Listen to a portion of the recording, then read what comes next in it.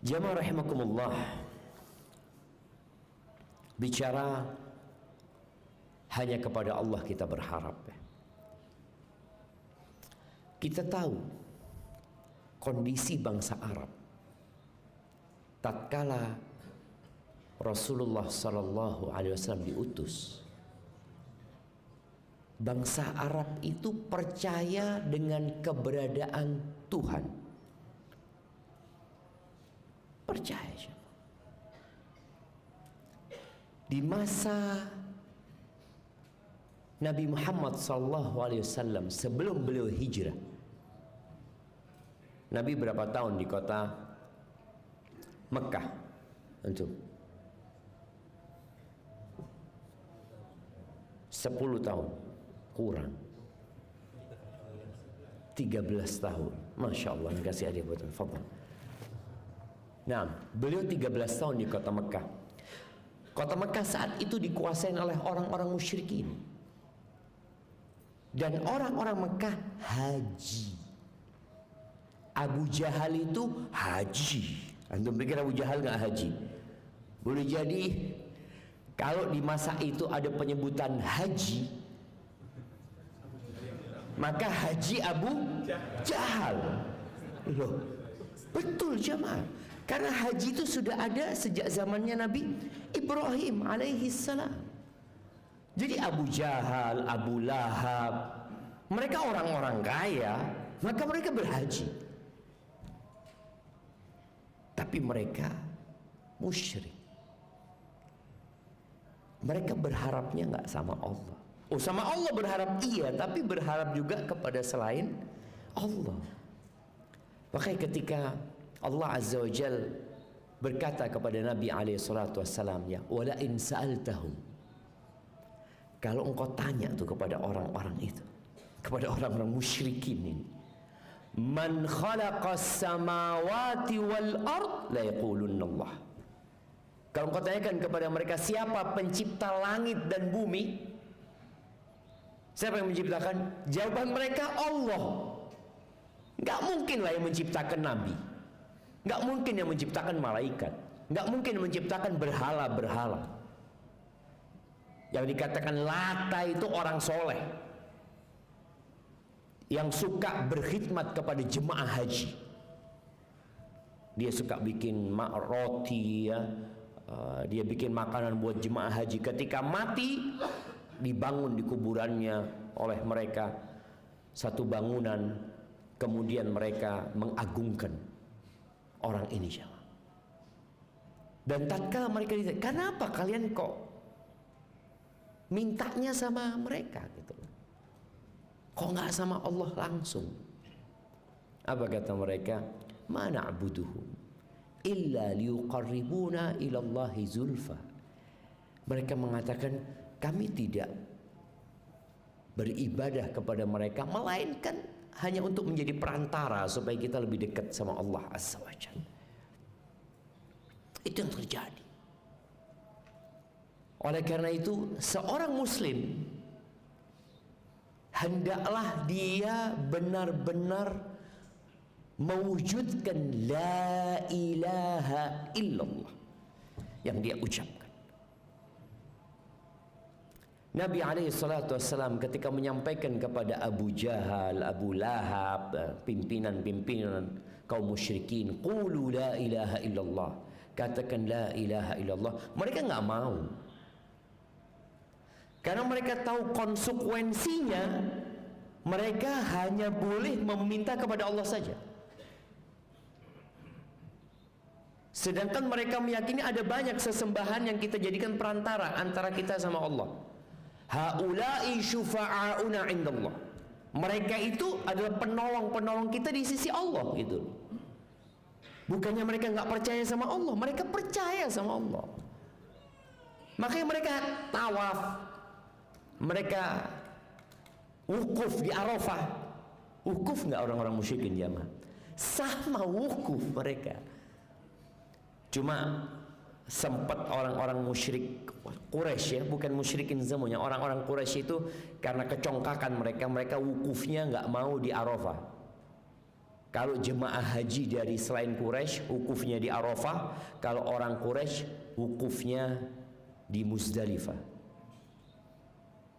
Karena Arafah itu di luar tanah haram. Sedangkan mereka, kami ini adalah penduduk haram.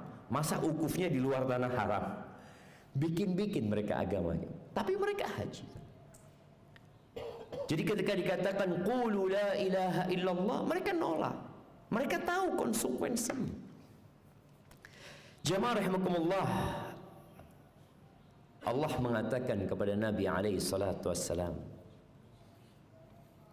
di surat Asy-Syarah, alam nashrah laka sadrak wa wada'na anka wizrak alladzi anqadha dhahrak wa rafa'na laka dzikrak fa inna ma'al usri yusra inna ma'al usri yusra fa idza faraghta fansab wa ila rabbika farghab. Orang itu biasanya ketika dalam kesulitan dia mencari harapan bagaimana keluar dari kesulitan itu. Siapa di sini yang nggak punya masalah? Ana kasih hadiah. Nah, jemaah, adakah orang yang nggak punya masalah? Di beberapa athar disebutkan tentang Dzulqarnain yang Allah ceritakan di surat Al-Kahfi. Sebelum dia meninggal dunia, dia tulis surat buat ibundanya. Tentunya ibu ini kalau ditinggal anak, ya Allah, jemaah, gimana perasaan ibu, jemaah? Kalau bapak masih kuat lah, tapi kalau sudah ibu, dia tahu nih anak yang pernah ada di perutnya selama 9 bulan, yang pernah disusuinya selama 2 tahun, yang dia suapin, yang dia gendong, yang dia ajari ngomong, diajarin jalan. Subhanallah. Makanya kenapa kita harus berbakti kepada ibu 3 kali lebih daripada bapak. Maka disebutkan Dzulqarnain kirim surat kepada ibundanya, kalau sampai kepadamu suratku ini, ibu, aku minta engkau undang orang-orang ibu, bikinkan makanan yang enak, undang semuanya orang kampung gitu. Akhirnya diundang sama ibunya, dan nanti kau bacakan suratku kepada mereka. Sudah dibikinkan makanan, makanannya siap untuk dikonsumsi. Lalu ibunya ngomong, afwan, ada pesan dari anakku, aku akan bacakan. Yang boleh makan hanya orang yang tidak punya masalah. Ternyata satu kampung gak ada yang makan. Ibunya sadar, oh, anakku mau menghiburku. Ibu, bukan hanya engkau yang punya masalah, semua orang punya masalah gitu. Hanya saja kadang-kala sebagian kita tuh merasa orang paling menderita aja. Ketika kita melihat orang kok seneng kabeh, Anda. Allah Subhanahu wa taala menjadikan masalah itu agar kita kembali kepada Allah. Tadi di rakaat kedua imam kita membacakan surat As-Sajdah. Allah mengatakan wala nudziqannahum minal adzabil adna dunal adzabil akbar la'allahum yarji'un. Kata Allah, kami benar-benar akan menimpakan kepada mereka, membuat mereka merasakan azab dunia ini sebelum azab akhirat yang besar nanti. Tujuannya apa? La'allahum yarji'un, agar mereka kembali kepada Allah Azza wa Jalla.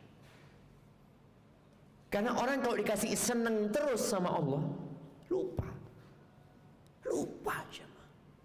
Innal insana la yatgha. Kalau sesungguhnya manusia itu benar-benar melampaui batas.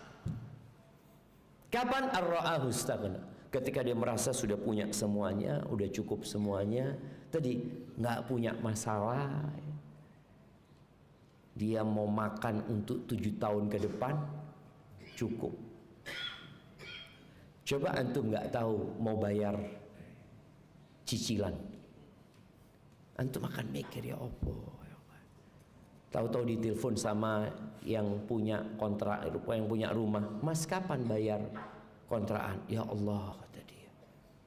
Di situ orang akan kembali kepada Allah Azza wa Jalla. Ahibati fillah, di surah Al-Qalam ada cerita tentang 3 bersaudara. Ya, bukan mantan ya, anak-anak orang kaya kayaknya mereka. Anak-anak orang kaya yang orang tuanya itu punya kebun yang luas. Allah ceritakan di ayat 17 dan sesudahnya ya. Inna balawnahum kama balawna ashabal jannah. Sesungguhnya kami memberikan bala kepada penduduk Mekah, tadi orang-orang musyrikin yang diajak untuk berharap hanya kepada Allah, tapi mereka nggak mau. Yang dipanggil untuk bersandar hanya kepada Allah, untuk bergantung hanya kepada Allah, untuk berdoa memohon hanya kepada Allah Azza wa Jalla, bukan kepada siapa-siapa, tapi mereka nggak mau. Akhirnya Allah katakan, kami berikan bala kepada penduduk Mekah itu. Kama balawna ashabal jannah. Sebagaimana kami berikan bala, ujian, cobaan kepada pemilik-pemilik kebun. Id aqsamu la yasrimunnaha musbihin. Ketika pemilik kebun ini bersumpah, besok pagi kita panen. Waktunya panen. Mereka kenapa mau berangkat pagi? Supaya nggak ada orang tahu. Karena kalau panennya siang, banyak orang miskin nanti yang datang, yang minta-minta. Wala yastathnun. Disebutkan mereka tidak menyisihkan. Mereka tidak mau memberikan kepada fakir miskin. Jadi kadangkala nih orang tua ya, nasihat anak orang tua yang suka berbagi, kadangkala dia jadi donatur tetap masjid ya. Usahakan sebelum meninggal sudah ada wasiat kepada anak-anaknya, supaya anaknya melanjutkan. Kalau tidak mau wasiat, maka wakafkan. Ini orang yang punya perusahaan umpamanya, dia di notaris sebutkan 10% hasilnya itu untuk umat. Sudah. Jadi anaknya ketika melanjutkan perusahaan itu, wasiat itu berlaku. 10% dari hasilnya untuk umat. Kenapa? Berapa banyak ya donatur-donatur yang ketika meninggal dunia putus, anaknya nggak ngelanjutin. Kenapa? Anaknya ini senang baik duit, jemaah. Apalagi warisan. Godaan warisan itu beda dengan godaan usaha. Subhanallah ya. Yang seharusnya orang kalau dapat warisan itu tidak rebutan. Tapi tidak juga jemaah. Sesuatu yang gratisan selalu rebutan. Warisan itu duit nemu jemaah. Sebutkan, ini kan buku warisan nih. Belajar dasar ilmu faraid. Sebutkan 3 sebab orang dapat warisan. Nah, jemaah, antum tidak kepingin oleh warisan. Ya sebutkan 3 sebab orang itu bisa dapat warisan. Nah, nasab, nikah, wala. Wala itu pembebasan budak ya. Berikan kepada. Ini yang jawab Ustadz sebenarnya. Jadi pantesan Isa udah jamaah. Jadi wala apa? Nasab, nikah sama wala. Wala itu membebaskan budak. Jadi kalau ini nggak ada ahli warisnya, nanti majikan yang membebaskan itu dapat warisan. Kalau dia meninggal dunia nggak punya ahli waris gitu nanti. Jadi kalau bisa bicara nasab, iso daftar nasab. Ngelihat orang kaya ini mau mati, datang, Pak saya daftar Pak. Daftar, nggak apa-apa lah jadi anak nomor berapa gitu. Dah iso aja mah. Jadi memang warisan itu tadi nasab, nggak pakai usaha. Yang kedua nikah. Nikah ini ya suami istri tadi. Ini nggak ada hubungan nasab istri, tapi dapat warisan karena menikah. Yang dapat warisan juga suami. Makanya kenapa sebagian ikhwan itu mau nikah sama perempuan kaya, janda kaya sing tuwek, nggak popo lah oleh warisan ya. Karena dia berpikir oleh warisan. Memang ada harapan nih kalau kita bicara harapan. Dia berpikir seperti ada juga perempuan-perempuan muda yang mau nikah sama orang sepuh karena berharap apa? Koyo tidak suwi. Dia ada warisan yang dia harapkan. Di sini kadangkala orang itu kalau makan waris itu kata Allah wa ta'kuluna turatha aklan lamma. Kalian itu makan waris. Lupa halal haram jam, lupa aja. Orang itu kok melihat uang banyak. Kalau uang sedikit, mereka akan mengatakan apa? Fadl sudah, ambil adik, tidak apa-apa gitu loh. Karena dikit, tapi kalau jumlahnya banyak, itu malah berebut. Nah ini 3 orang yang disebutkan ini, ya tadi nggak seperti orang tuanya yang suka berbagi kepada fakir miskin. Makanya orang miskin kan berharap, oh ini mau panen nih gitu loh. Kayaknya nanti ada pembagian lagi. Karena yang jelas di hasil panen itu paling tidak kita tahu yang namanya zakat. Dan ini juga penting antum kalau punya keluarga di kampung yang bertani dikasih tahu zakatnya. Ana masih melihat sampai sekarang ya, karena ana hidup di desa, kalau habis panen itu ada orang-orang yang bahasa kita itu ngasak jemaah. Apa ngumpulkan sisa-sisa beras ya, gabah-gabah seperti itu. Ngasak dia jemaah. Loh, kasih ono zakat lah orang itu gitu loh. Ada zakatnya di hasil panenmu ini. Bukan dia seakan-akan fadl yang mau ngasak silahkan. Loh iya boleh memang silakan loh, memang dibuang sama antum. Tapi mereka punya hak loh. Hak dari mana? Wa atu haqqahu yauma hasadih kata Allah. Berikan haknya pada hari panen itu. Kayak ono wong iku kata Allah. Nih orang ini tidak mau ngasih. Maka mereka berusaha di waktu pagi sebelum orang-orang datang, ya mungkin jam 9 dia sebelum subuh sudah panen. Apa kata Allah? Ini niat. Mereka ada harapan besok panen dengan hasil yang banyak. Kenapa? Karena kita nggak berbagi sama orang miskin.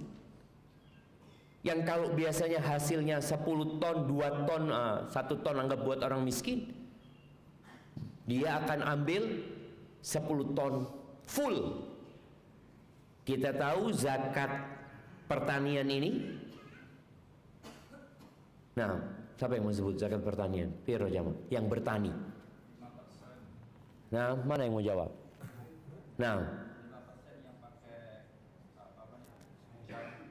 5% yang pakai hujan, yang bayar. Yo, bose.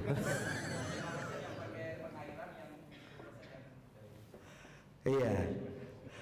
Jangan dibalik-balik gitu ya. 5% iki wis bayar 10% gitu. 10% yang gratisan pengairannya, 5% yang bayar. Subhanallah, itu Islamnya. Jadi tadi orang berpikir dengan dia nggak ngasih 10%, oh dia dapat 100%. Allah katakan fatafa 'alaiha ta'ifum min rabbik wa hum naimun. Ada yang datang di malam hari jemaah ke tempat itu dari Tuhanmu pada saat mereka tidur. Wallah jemaah, Allah itu yang punya bumi ini. Allah bakar kebun itu ketika mereka tidur. Maka di sini jangan pernah berharap kepada toko kita. Jangan berharap kepada kebun kita. Jangan berharap kepada tempat kerja kita. Indonesia saat ini sedang tidak baik-baik saja dari sisi ekonomi. Kita melihat banyak yang di PHK. Banyak. Bahkan Anda membaca berita badai PHK ini bisa mencapai 280.000. Bayangin jamaah. Memang sebagian orang itu harus di PHK. Karena kadang-kadang hatinya sudah bergantung sama tempat kerjanya. Uripku di ini wis gitu. Aku sudah bertahun-tahun di sini loh. Iya. Tapi bukan tempat itu nggak ngasih rezeki sama antum gitu loh. Cuma 280.000 nggak banyak dibanding ketika COVID. Jutaan yang di PHK. Di situ orang-orang benar-benar berharap kepada siapa? Pada Allah. Keluar rumah nggak boleh. Keluar rumah. Ke masjid. Masjid ini masih buka. Lockdown. Antum bisa baik. Karena memang ada orang yang sudah berharap ke tempat kerjanya, ke usahanya, sehingga kepada Allahnya itu ya tadi nunggu ada masalah baru kembali kepada Allah Azza wa Jalla. Benar-benar menakutkan jemaah COVID itu jemaah. Anak pernah ngantarkan tetangga sakit pas waktu Delta ya. Antum masih ingat mungkin? Ya Allah, ini naik mobil di sebelah sana jemaah. Anak kata istri, bang pakai masker double. Apa? Bismillah, bawa ke rumah sakit. Rumah sakit, orang itu dirawat di lorong-lorong, di jalan-jalan jamaah. Anak ngomong ya Allah, anak ngomong, oksigen tidak ada jamaah. Pindah dari rumah sakit ke rumah sakit satunya, sama semuanya. Mau minta sama siapa untuk waktu itu? Mau ke siapa? Dokter angkat tangan. Maka dikatakan matal mudawi wal mudawa walladhi jalabad dawa'a wa ba'ahu walladhi ishtara. Dokternya mati. Sing diobati mati. Yang ngeraci obat mati. Yang jualan obat mati. Sing tuku nanti dok, nanti sing tutulan mati. Mau kemana aja? Allah memang Allah menurunkan bala itu agar manusia berharap kepada Allah saja. Gitu. Allah jangan berharap kepada siapapun. Semuanya adalah makhluk. Semuanya akan binasa kecuali Allah Azza wa Jalla. Nih, tiga bersaudara ini tidur. Fa'asbahat kasarim, dikatakan kebun itu seperti malam yang gelap gulita. Gelap, hitam jemaah. Kosong. Fatanadaw musbihin. Isu-isu ini mereka, pagi-pagi ini mereka saling memanggil. Ayo cepetan. Anighdu ala harthikum in kuntum sarimin. Ayo cepetan kata dia. Kalau kita memang mau panen ini waktunya gitu, jangan ditunda gitu loh. Fantalaqu wa hum yatakhafatun. Mereka berangkat pelan-pelan jemaah. Ngomong tidak keras-keras. Berbisik-bisik yatakhafatun itu alla yadkhulannaha al-yawm alaikum miskin. Jangan sampai hari ini ada orang miskin yang masuk ke kebun. Tuh, beda orang tua, beda anak.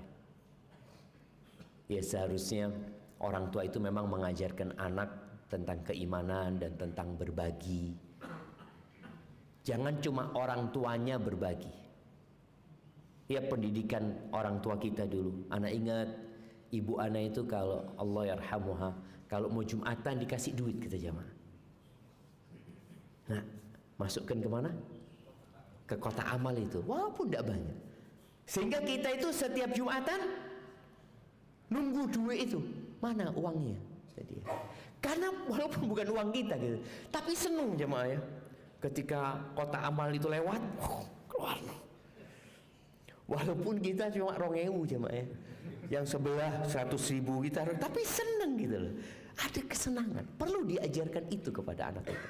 Sampai saat ini, ajarkan anak kita itu kalau punya sesuatu dan juga kalau beli sesuatu, nggak harus anak 5 beli 5, jangan. Anak 5 beli 1, supaya belajar makan bareng-bareng. Yowis bareng-bareng loh. Masuk cukup. Bismillah. Al-barakah ma'al jamaah. Barokah itu dengan bareng-bareng ini kata dia. Ini perlu pendidikan. Ini wallahu alam bagaimana anak-anak ini, tapi yang jelas mereka berbisik-bisik sampai mengatakan jangan ada orang miskin yang masuk. Satu pun jangan ada yang masuk. Wa ghadaw ala hardin qadirin. Mereka berangkat menuju kebun mereka dengan niat tidak memberi kepada orang miskin, tidak mau membantu orang miskin, padahal mereka mampu. Jemaah mau dibawa kemana uang ini jemaah?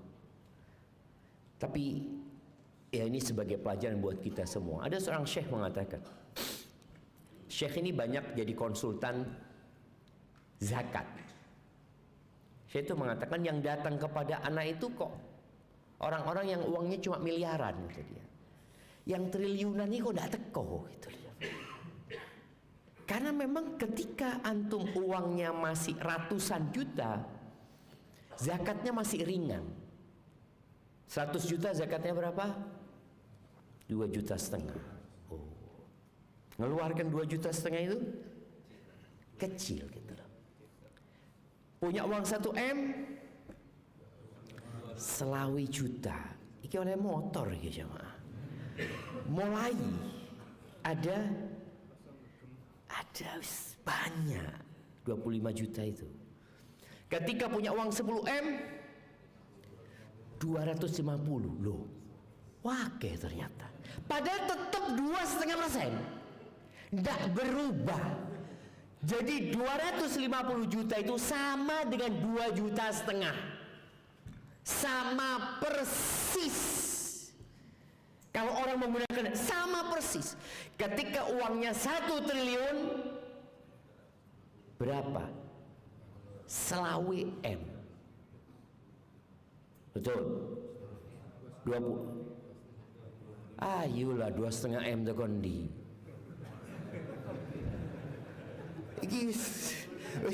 Iya ngitung duit uang ae ruwet.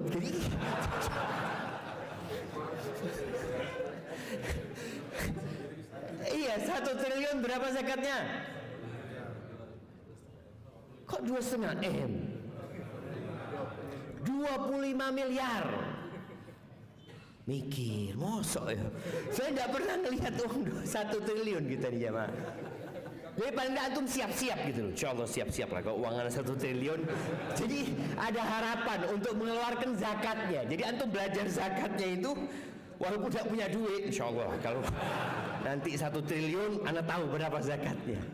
Kalau 1 triliun itu 1.000 miliar. Berarti zakatnya 25 miliar. Antum mengeluarkan 25 miliar, mikir ya mah. 25 miliar iki tuku tanah. Padahal 25 miliar itu sama dengan 2,5 juta. Sama persis. Kan Karena orang itu tidak melihat kepada sisanya, itu yang jadi masalah. Sisanya berapa antum? Sisanya 975 miliar. Sama dengan 97,5 juta. Sama. Maka tadi, jangan nunggu antum kaya baru berbagi. Jangan. Mulailah sekarang. Apa gini? Kita masuk 10 awal Dzulhijjah nih ya. Ini kesempatan untuk mulai banyak berbagi, jamaah. Karena beramal soleh di 10 hari ini beda dengan yang lainnya. Mereka sampai ke kebunnya, falamma ra'auha qalu inna ladallun. Ketika mereka melihat kebunnya, oh, salah kita ini katanya. Karena berangkat subuh-subuh kayaknya salah jalan. Mereka mengatakan itu. Tersesat kita ini. Kata mereka, enggak tersesat kita. Bal nahnu mahrumun. Kita ini termasuk orang yang enggak dikasih apa-apa sama Allah. Iya, kita tersesat dari sisi niat kita yang tidak benar, dan kita enggak dapat apa-apa. Mereka tidak mau berbagi 10%. Akhirnya Allah ambil 100%. Habis. Kebakar semua kebunnya. Mereka bal nahnu mahrumun. Qala awsatuhum alam aqul lakum laula tusabbihun. Yang paling bijak di antara mereka ini, di antara 3 orang ini, ngomong. Sepertinya dia sudah ngasih tahu kepada 3 orang ini, kepada seduluran ini.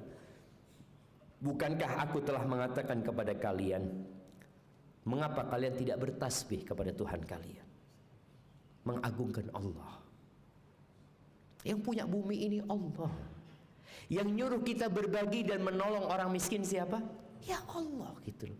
Uangnya dari Allah. Allah nyuruh bagaimana kita berbagi sama orang miskin. Lalu mereka mengatakan, qalu subhana rabbina inna kunna zalimin. Di sini jamaah, musibah itu membuat orang kembali kepada Allah, membuat orang berharap kepada Allah Subhanahu wa taala. Mereka mengatakan, Maha suci Tuhan kami, sesungguhnya kami benar-benar orang zalim.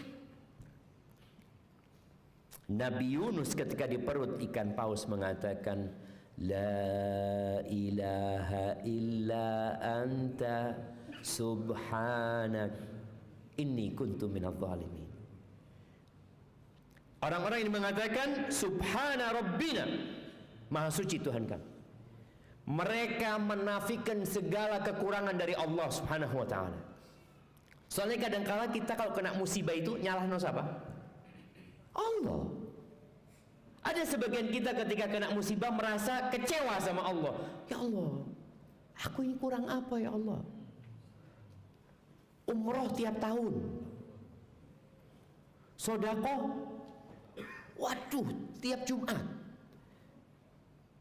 Terus masjid aku bangun ya Allah. Kenapa kok aku dikasih penyakit masih?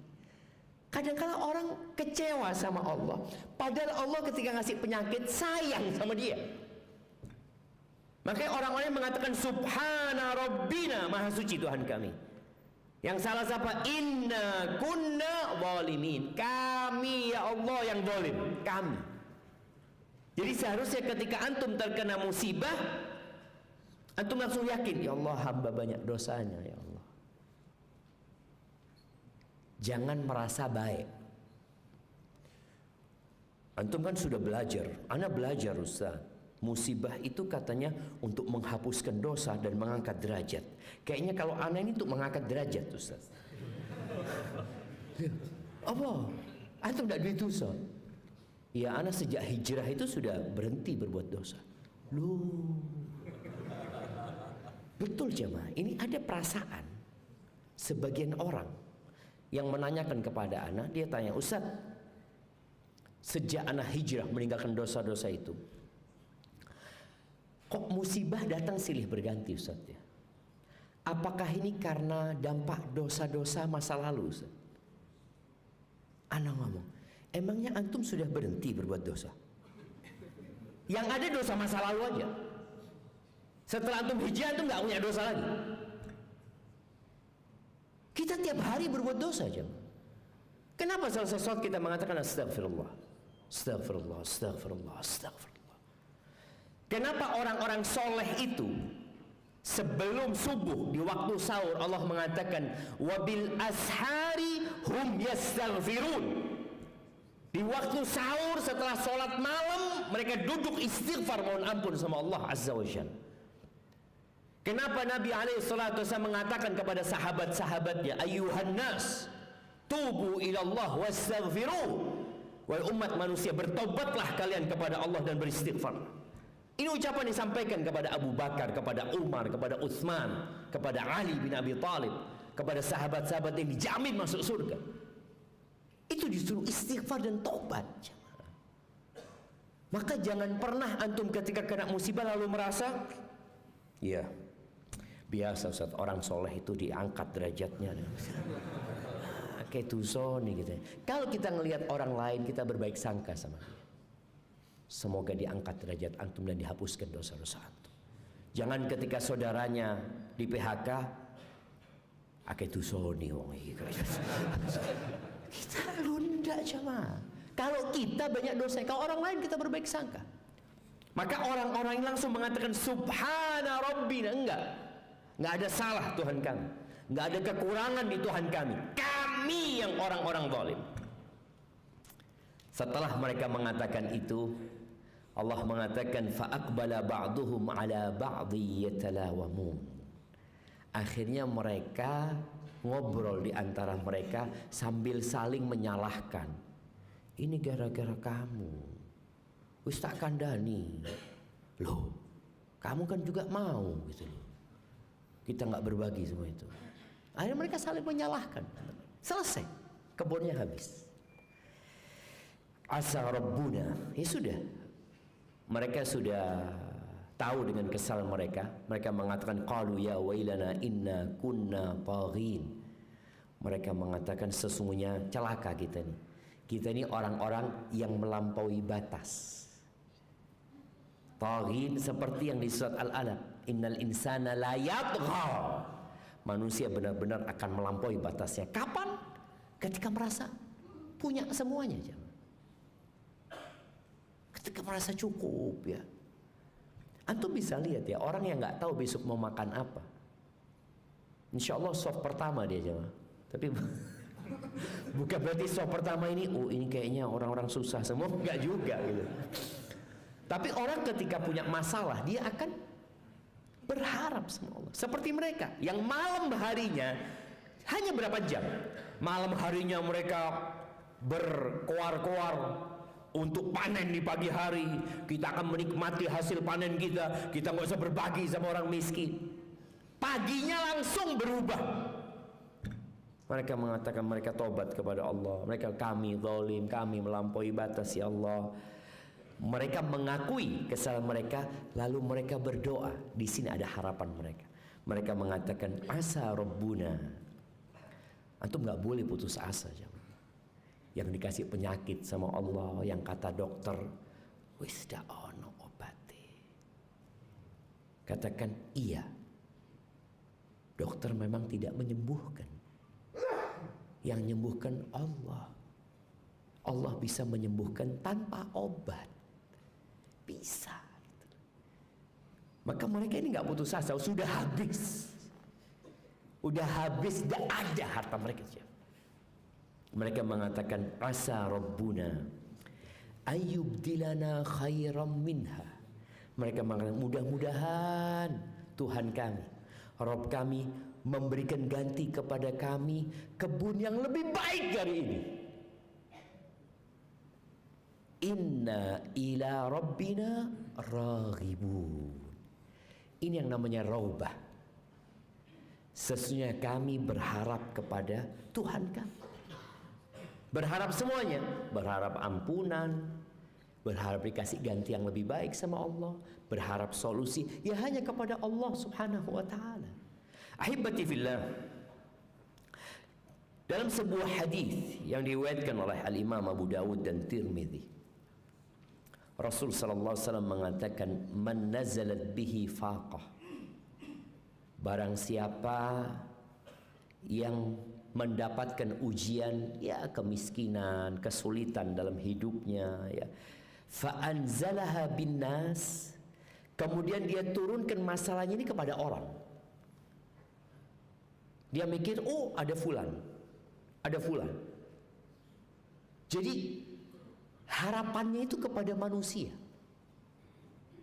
Apa kata Nabi SAW? Lam tusadda faqatuhu. Maka urusannya nggak akan selesai. Keperluan dia, kesulitan dia, kemiskinan dia nggak akan ditutupin sama Allah. Kalaupun ditutupin nanti kurang lagi, tutupin kurang. Karena dia harapannya kepada manusia. Antum sama orang itu berapa kali dia mau bantu antum? Berapa kali antum telepon, "Bang, ana punya masalah, Bang. Bisa bantu, Bang?" kata dia. "Siap. Kirim nomor cantikmu." Transfer sekali. Bulan depan WA lagi. Masih ada masalah kata dia. Iya, bantu lagi. 3 bulan kemudian diblokir. Artinya kita kalau terus berharap kepada manusia, manusia itu ya mau bantu kita, tapi terus-terusan enggak. Kalau Allah, semakin antum minta sama Allah, semakin cinta Allah sama antum. Itu bedanya. Maka Allah memberikan musibah tadi agar orang kembali kepada Allah, minta sama Allah, minta lagi sama Allah. Ada jemaah ungkapan-ungkapan yang tidak benar di masyarakat ya. Engkau kalau punya masalah sudah minta sama fulan. Fulan sudah mati. Loh, kok minta? Iya, fulan ini kedudukannya tinggi di sisi Allah saja. Orang yang paling tinggi kedudukannya itu Nabi Muhammad sallallahu alaihi wasallam. Dan beliau menyuruh sahabatnya kalau mau minta sama siapa? Sama Allah. Idza sa'alta fas'alillah. Engkau kalau mau minta sama Allah. Wa idza sta'anta fasta'in billah. Kalau engkau mau minta pertolongan, mintalah sama Allah Azza wa Jal. Kenapa? Kalau engkau minta sama manusia, manusia ini mati. Ketika mati, kita yang nolong dia. Mau sesoleh apapun orang itu ketika meninggal dunia, kita yang angkat jenazahnya, kita yang memandikan dia, kita yang mengkafeni dia, kemudian kita kuburkan dia, kita doakan dia. Kok kita mau berharap sama dia? Lahu Allah hayyun la yamut. Allah maha hidup dan tidak mati. Allah mendengar doa antum 24 jam. Orang itu bisa dengar 24 jam. Wis mati apalagi. Maka jemaah, Rasul sallallahu alaihi wasallam itu kenapa nyuruh Ali bin Abi Thalib apabila melihat kuburan yang ditinggi-tinggikan itu untuk diratakan sama tanah. Antum kalau melihat, ana pernah ya ke Mu'tah. Ke Mu'tah. Mu'tah itu di Syam sana, ketika Nabi SAW mengutus 3.000 sahabat perang melawan Romawi di bawah kepemimpinan Zaid bin Haritha, Ja'far bin Abi Thalib sama Abdullah bin Rawaha, yang ketiga-tiganya meninggal dunia. Kuburannya itu dibangun besar. Orang ketika lihat kuburan dibangun, masuk itu kayak merasakan ada apa? Ada hawa. Koyo dikabul no doanya. Tapi kalau melihat kuburan cuma tanah dan batu, kita biasa aja. Kita jadi ingat mati. Karena tujuan orang ziarah kubur itu apa? Mengingat kematian dan mendoakan yang mati. Jadi kita merasa kesian sama yang meninggal dunia. Kemudian kita mendoakan dia. Bagaimana Nabi SAW kadang-kadang di malam hari ke kuburan Baqi mendoakan mereka. Maka di sini ketika antum punya masalah, kita ini boleh bertawasul dengan doanya orang soleh, itu boleh. Yang masih ada, kita doa sama, kita minta doanya ayah kita, ya punya masalah, nah ya doakan ya. Nah, memang ayah masih bisa berdoa memohon kepada Allah Azza wa Jalla. Semoga dia mendoakan kita. Maka tadi kalau antum punya masalah, langsung minta sama Allah. Tapi anda banyak dosanya Ustaz. Ya sudah, antum perlu tawasul, istighfar. Tahu dirilah, kita ini banyak dosanya, istighfar. Lalu panggil Allah dengan nama-namanya yang indah. Ya Ghafur, Ya Ghafur ighfirli ya Allah, Ya Razzaq urzuqni ya Allah. Yakin kita bagi Allah, fa inna ma'al usri yusra, inna ma'al usri yusra. Engkau janji ya Allah, bersama kesulitan ada kemudahan ya Allah, kasih kemudahan ya Allah. Minta. Tapi jangan engkau minta sama manusia, engkau serahkan kepada manusia. Terus Nabi SAW mengatakan, wa man nazalat bihi faqah fa anzalaha billah. Barang siapa yang ditimpa kesulitan dalam ekonomi, dalam perkara-perkara yang lainnya, kemudian dia menyerahkannya sama Allah, dia hanya berharap kepada Allah Azza wa Jal, fayushkullah lahu birizqin ajil au ajil. Allah akan kasih rizki sama dia, baik segera atau tertunda. Kita ini masalahnya kepingin rizki itu insan, cepetan. Ana sudah doa Ustaz. Berapa tahun antum doa? Dari mulai hari apa ya?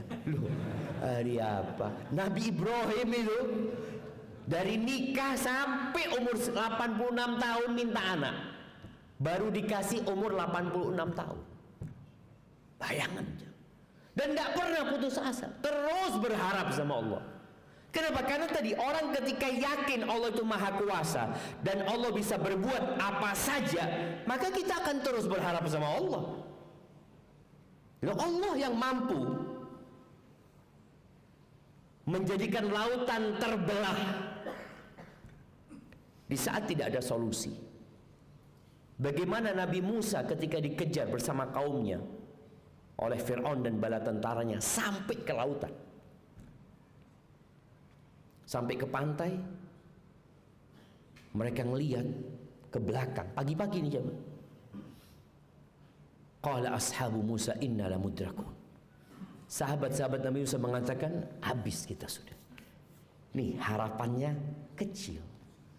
Kita nggak boleh, kita harus berharap Allah maha kuasa. Nabi Musa mengatakan apa? Alaihissalam, kalla, nggak mungkin. Nggak mungkin mereka bisa menghabisi kita. Inna ma'ya rabbi sayahdin.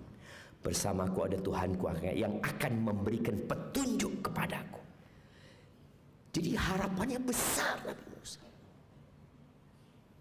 Apakah kemudian Allah kirimkan tahu-tahu ada kapal? Enggak. Lautan dibelah. Lautan dibelah. Nabi Ibrahim alaihissalam ketika dilemparkan ke api, di beberapa athar disebutkan bahwasanya malaikat Jibril datang. Nabi Ibrahim ini ditelanjangi jemaah. Para ulama menyebutkan di antara hikmah kenapa Nabi Ibrahim alaihissalam orang yang pertama dikasih baju di padang mahsyar. Sebagian menyebutkan boleh jadi balasan Allah kepada Nabi Ibrahim karena dia ditelanjangi dulu ketika dilemparkan ke api. Nabi ditelanjangi, dilihat oleh masyarakat, dilemparkan pakai manjanik alat lontar. Disebutkan bahwasanya dalam athar itu Jibril datang. Alaka ilayya haja Ibrahim, engkau punya perlu sama aku. Kata Ibrahim, amma ilaika fala. Amma engkau enggak. Engkau sama aku. Engkau makhluk, aku makhluk gitu loh. Sama. Amma ilallah fala. Kalau sama Allah aku punya perlu sekarang.